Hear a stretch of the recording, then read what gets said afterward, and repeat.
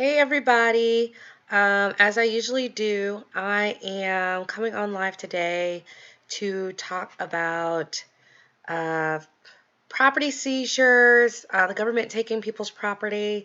It's been happening more and more. I'm going to share a recent interview, explain my experience with it that happened a few years ago, as well as what current investors, especially investors in my community who do what I preach, are going to be in the way of. And if we give voice to this, then we know that we can stop this, or at least shed light, or at least let people know they are not alone in this going on, and just be more cautious and aware of what we do so that they can't get us caught up in their shady shenanigans. Okay, so first off, there's an article just ran across my Facebook page, and it's African Americans in New York City all get their loans foreclosed for gentrification that went to developers.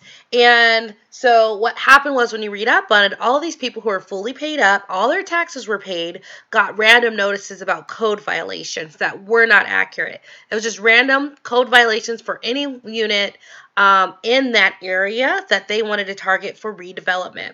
And so what they did, it was like a forced foreclosure and auction action, which all went to the same company or same nonprofit, which in then turn they're starting the construction on the gentrification, but they all went to the same nonprofit entity. And so the issue is that we've seen this before. And the reason I'm bringing this up is because what we're doing, we're finding those areas that are going to be gentrified eventually, especially if you work with me and the process I use to analyze neighborhoods and markets. About one out of five, those are going to be the next big thing. So we know how to analyze it the way the big guys do, and that's wonderful for our clients. But what it is that you're now a target. A fully paid off property, or even a property, is a target. Not necessarily one with liens, because then they have to settle all the liens, and that's not. I remember in my last interview, I was talking to my dad, and he thought he was so protected because he had fully paid off properties. I'm like, no, you're more of a target, because if you had a lien on one of those properties, they wouldn't just foreclose like that, and due diligence would be happening. So what they did with the people in New York, which actually happened to my property in Baltimore, which is I was warning one of my people about because of what they were doing. So let me tie this all together. So in New York, they targeted area that they wanted to give to their investor friends or their developer friends, and it all went through a really quick foreclosure, even though they were all paid up. So FYI, when it's all paid up, that means no liens, right? So that means if Wells Fargo owned on it, they wouldn't have just been able to foreclose without keeping people involved. And so it all went to the same developer so that he could do his little scummy business up in New York and do his redevelopment. And so they took people's property. I know what happened to me in Baltimore. I started a property. There was no notice of vacancy, no notice of anything other than a notice. And I got a notice saying, hey, code violation. You need to renovate your entire property in 30 days. I got it, but because I was like 30 days isn't even practical, I called up there. They didn't say anything. But what happened was, they went and foreclosed on my property up in Baltimore as well. And so I remember I had started the process of renovating it. It was a big mess. I had gotten a lawyer, but guess what Baltimore did in that area right across the street from that $45 million school? They had went and they foreclosed on all the properties on that row, and it all went to the same person, a nonprofit called One House at a Time. The owner is Edward Sabatino. So he got all the properties. He's on the Baltimore Sun laughing and kikiing about how good he's doing. But at the end of the day, it went straight from these guys in the code enforcement saying my house was a nuisance when it wasn't, and it going through the foreclosure process without proper notification. And the reason this came up is because they said, oh, well, you're a business. We don't have the same due diligence we have to do as a property owner to get your property back. Now, this is ignoring the fact that I called them and gave them my information if I needed more information. When I called them 4 months after getting the notice, they didn't tell me anything was going on. You know what I mean? So I gave them everything if they wanted to get in touch with me, but they didn't. What they wanted was to take all those homes, give it to one house at a time, one vacant at a time, whatever this Edward Sabatino's nonprofit is, who he now has, and he's renovating them all. And now the 10,000 property I had purchased, they're reselling for 220,000, right? But they got it. So it's strictly from code enforcement. So it wasn't any other agency. It wasn't because I was all paid up on taxes.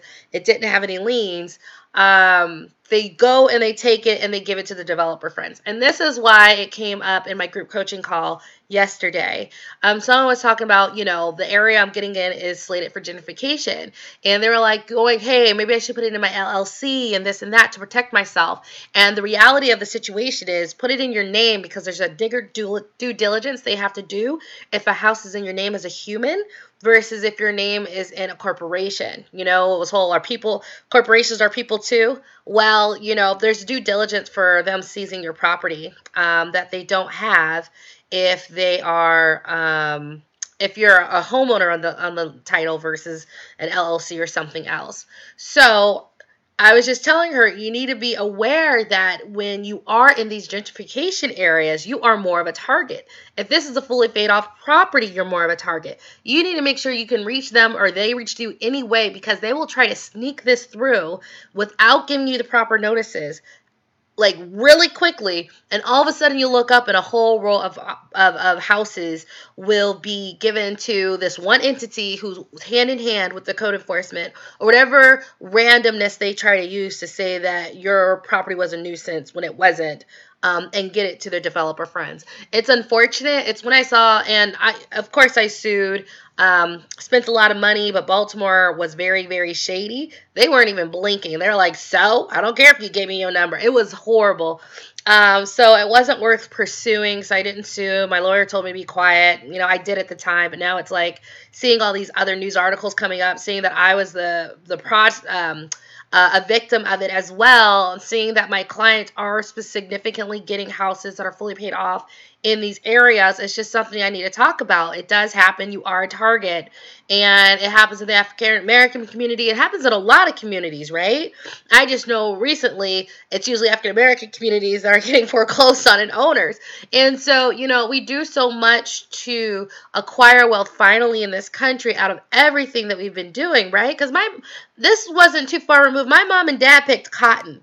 My grandfather was a sharecropper. We are not that far removed, okay? So anything we gain today, we had to do it with a lot of pressure, not for us, not against us, in a society and culture that doesn't always work for us.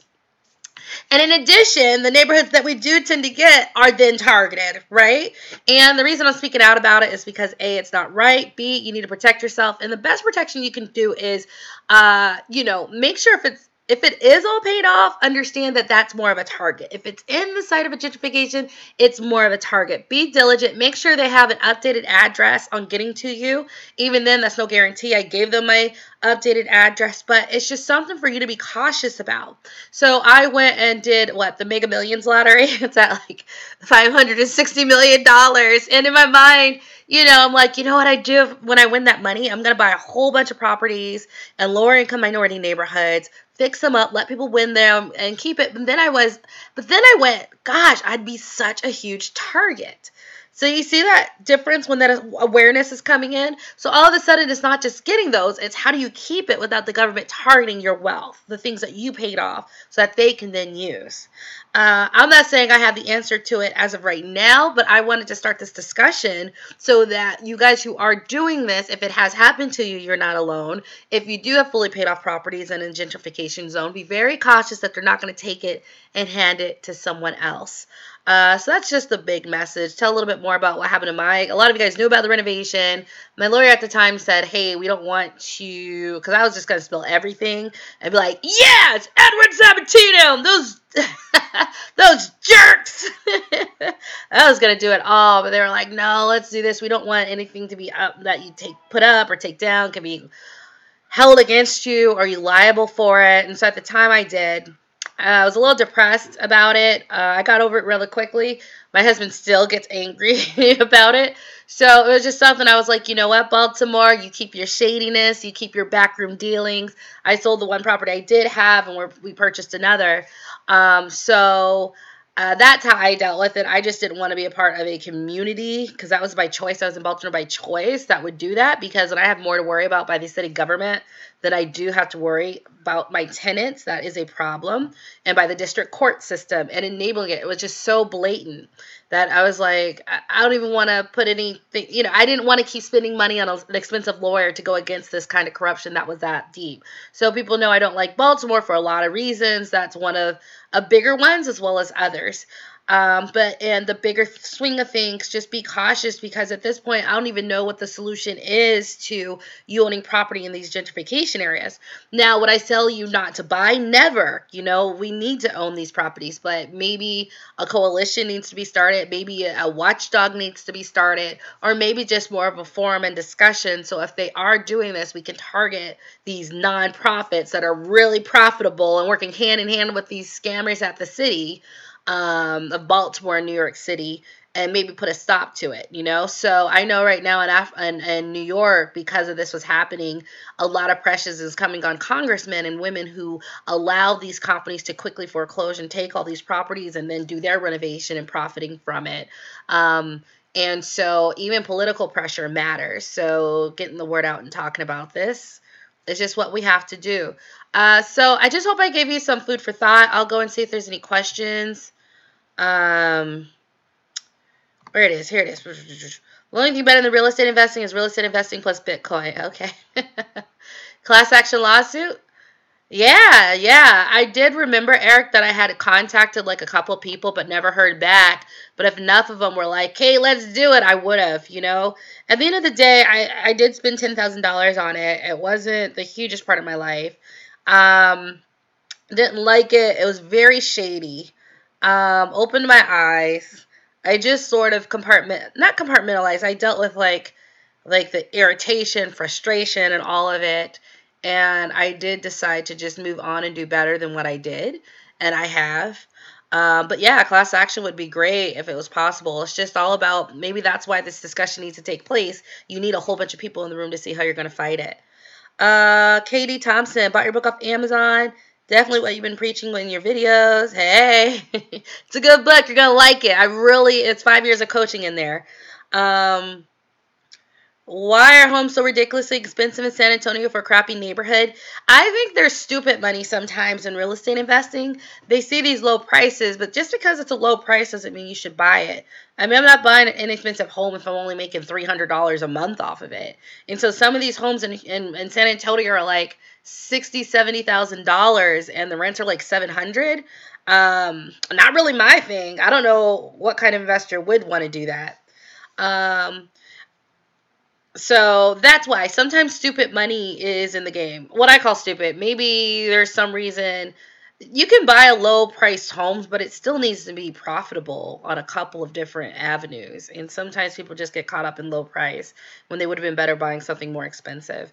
Eric, what do you mean cease? You mean completely take without paying? Yes. Like in New York, like what happened with me in Baltimore when we had property in a very an upcoming gentrification zone, they will make up a fake reason to, like, nonsense reason. Usually they go through code. They said my house was vacant, thus a nuisance. I was raising money to try to fix it up. So it wasn't a nuisance. It was completely done up. There was no leaks. There was no one inside of it. But they used code enforcement to try to give you a notice of a new bill they make and then go ahead and quickly foreclose on it. They don't follow the due diligence. They even show that they served it on some lady who wasn't me, and they didn't even try to find me, even though I literally called them and gave them my phone number. So they just make up BS reasons that can be seen through very quickly. I remember I had a judge named Russell Nevy. She was just like, oh, well. I was like, really? Really?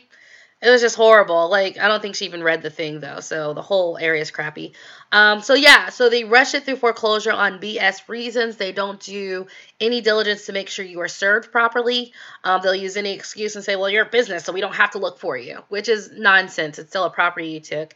And if it's fully paid off property, that you are more of a target, especially in these gentrification zones, which, like I said, 20% of the times my clients are finding them in these zones that are going to be gentrified, just because the economics of how you find these properties makes sense that it is going to be the next property that's going to appreciate. Like, all of my properties have appreciated, not because I got in here and did it. It was just the next area that would, right?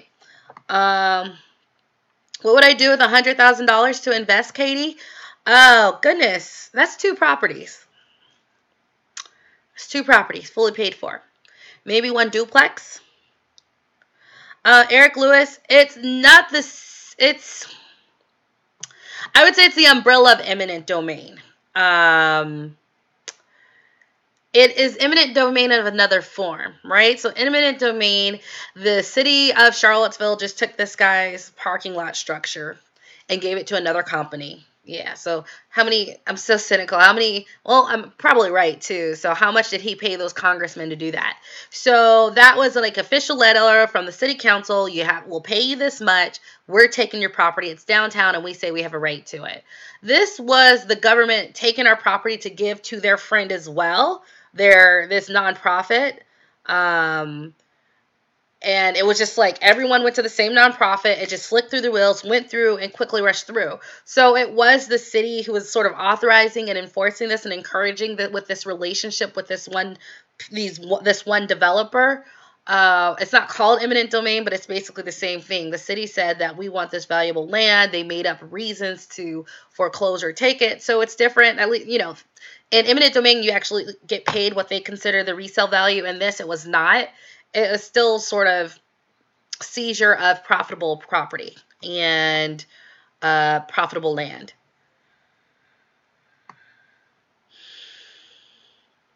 Hey, Linda Gregory. You're welcome, Eric. Linda, what do you mean? How much total rehab costs estimate for?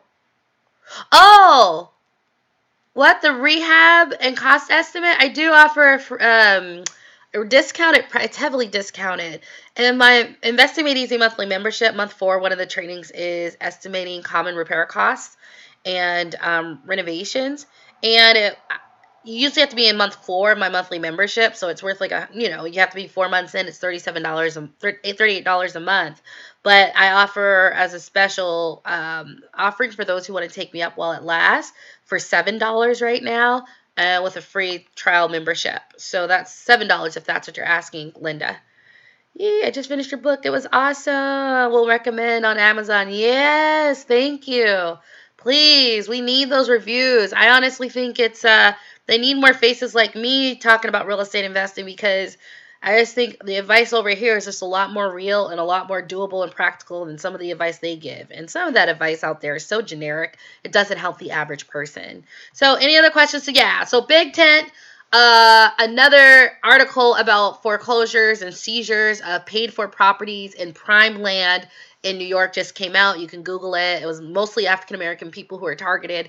My clients are consistently getting in these areas. I told them, hey, this is what you have to look out for, so they don't seize your property. Make sure your address are up to date. Understand that when it's fully paid off, you are more of a target, because they don't have to go through all these different sources to notify you, right? Because if I had a Wells Fargo lien and Wells Fargo got a notice that, hey, your house is a nuisance, pay or quit, Wells Fargo would have sent me a letter, even if the city didn't, who rushed it through a foreclosure process.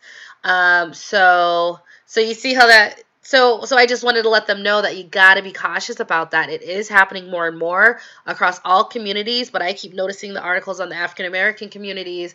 And, we love our houses, but we have to talk about it and keep an open dialogue and communication so that we can stop them in the nick of time if we need to. Fallout question. What do you think about a property management company?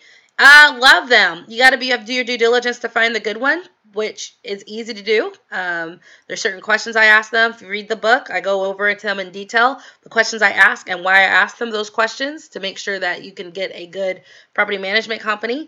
And you have to take how many property management companies are in a certain market that you want to invest in, so you don't get stuck, especially if you really want the passive income without having to take phone calls. How did you manage property and being in different states? Property management.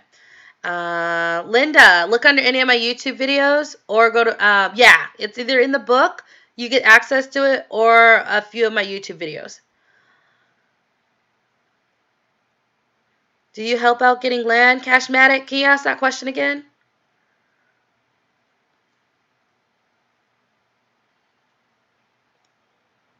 Hey, Renee. Nice seeing you.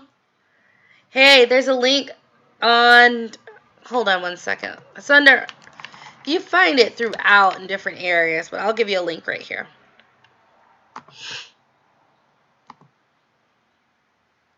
Hold on, guys. I'm just getting a link. If there's no other questions,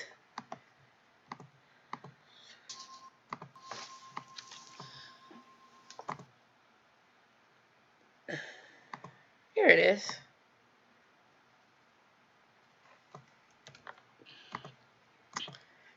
And it's in the book. And apparently for this YouTube Live. There you go, Linda. I'll say thank you for picking up the book because it is for a special offer to all those people who buy the book. Especially since it'll be right in line and make more sense since you've done everything. Any other questions before I head on off? I hope that was coherent. I hope that was, you understand what I'm trying to get across.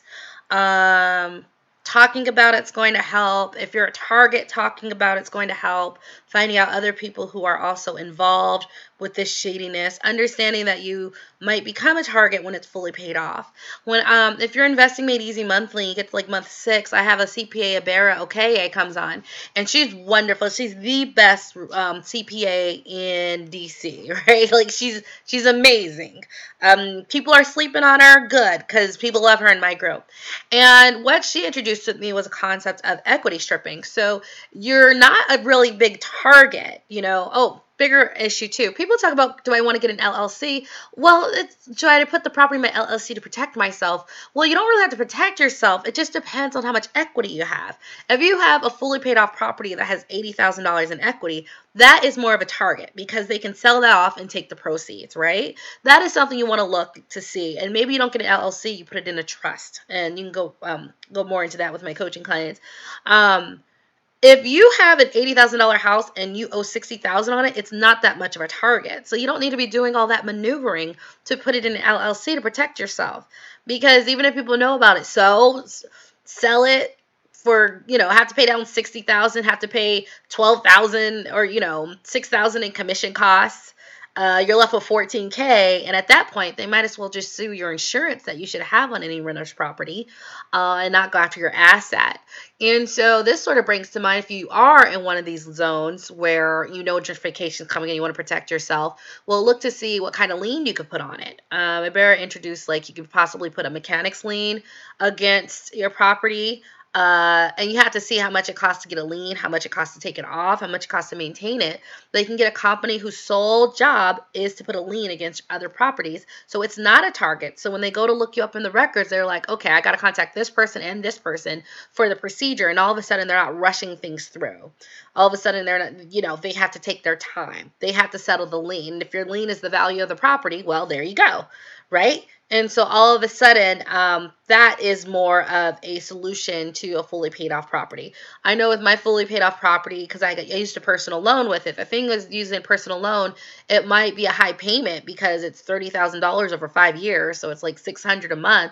But the thing about it is that you really do pay it off in 5 years, and so it's fully paid off. That one, I'm moving out of town, so I'm gonna go out there in a few weeks.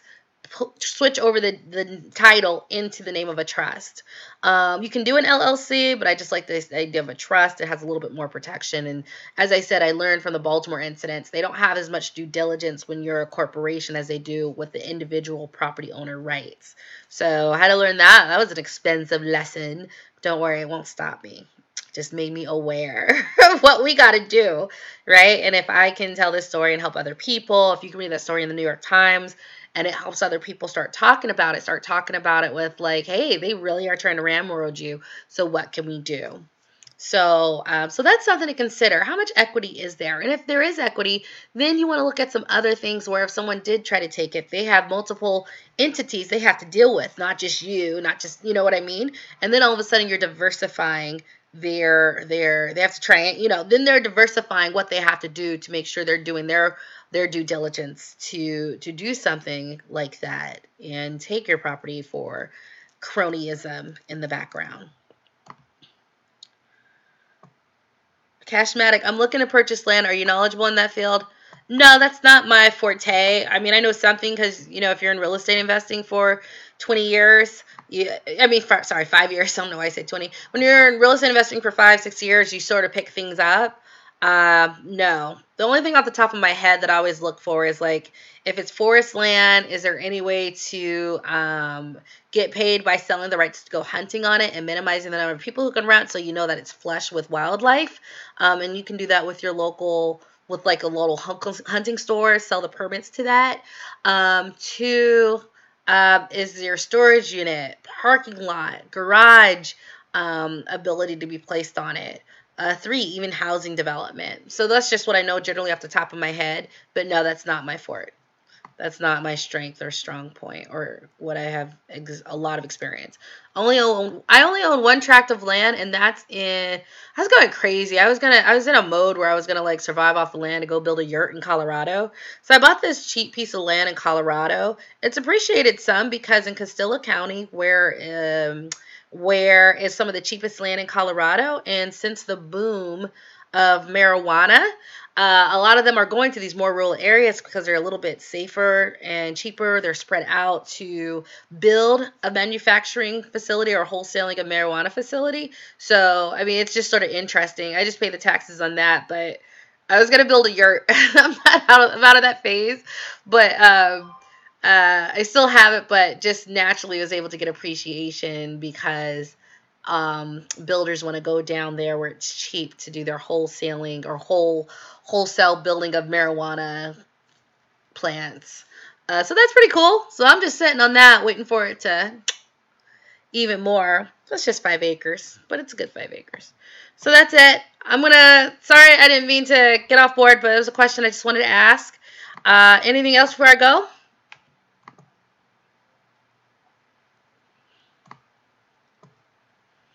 Well, if you haven't, I go into this in the book, investing in rental properties for beginners. You can buy it off Amazon. You can also get a free paperback copy if you go to my website. It comes with a 30-day free trial with Investing Made Easy Monthly, where a lot of these concepts on the business, legal protection, and liabilities from my experience as well as the people I brought in really goes into detail. You do have to be cognizant, but it's not from the people you think. You always think it's your tenants, but honestly, all the people I know, it's from the city governments who want your land, especially when you find a good house and it is in those prime locations. I hope this really helps people. If you haven't yet, go join the Facebook group, but I'll also be doing this live there. Same subject. But with that, oh, Sandy, you want to build a yurt too? Yeah, I just like being in nature, and I like the idea of like just being one with the ground and living simply. I'm like a minimalist at heart, you know. So yeah, so I hope that helps, and I will talk to you later. I'm gonna try to do this at least once a week.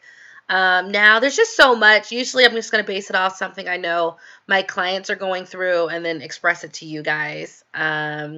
And hopefully, if it helps, it just makes you a little bit more savvy about protecting what we work so hard to build. And with that, um, I will talk to you later. Bye.